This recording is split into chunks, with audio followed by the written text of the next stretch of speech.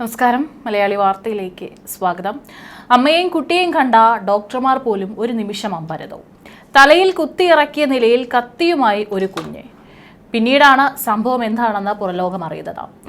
അവളുടെ കൈ പിടിച്ച് ആശുപത്രി വാർഡിലേക്ക് കയറി വന്ന അമ്മ. അത്തരമൊരു സംഭവത്തിന് സാക്ഷിയായി നിന്നത് നിരവധി ആളുകളാണ്. അതിന്റെ വീഡിയോയും ഇപ്പോൾ സോഷ്യൽ മീഡിയയിൽ പ്രചരിക്കുകയാണ്.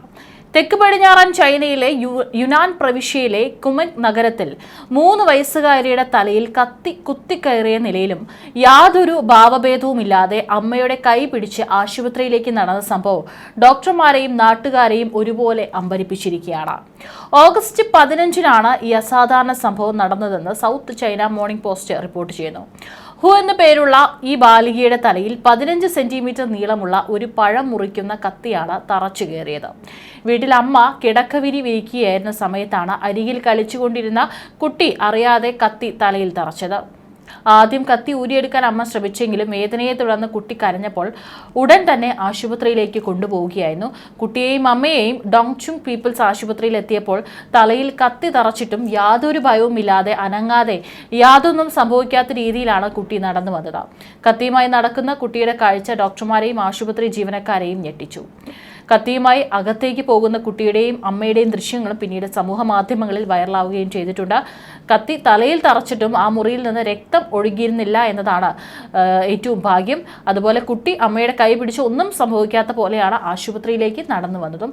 കുട്ടിയുടെ മൃദുലമായ തലയോട്ടിയിൽ കത്തി ചെറിയ തോതിൽ മാത്രമേ തറച്ചിട്ടുള്ളൂ എന്നും അത് തലച്ചോറിലെ പ്രധാന ഭാഗങ്ങളിൽ ഏൽക്കാതിരുന്നതുകൊണ്ട് ഗുരുതരമായ പരിക്കുകളൊന്നും ഉണ്ടായില്ലെന്നും ആശുപത്രി അധികൃതർ അറിയിച്ചു.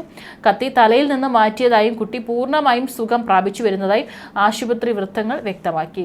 കത്തി വലിച്ചൂരാതെ എത്രയും പെട്ടെന്ന് ആശുപത്രിയിൽ എത്തിച്ചതാണ് വലിയ അപകടം ഒഴിവാവാൻ കാരണമെന്നും ഡോക്ടർമാർ ചൂണ്ടിക്കാട്ടി.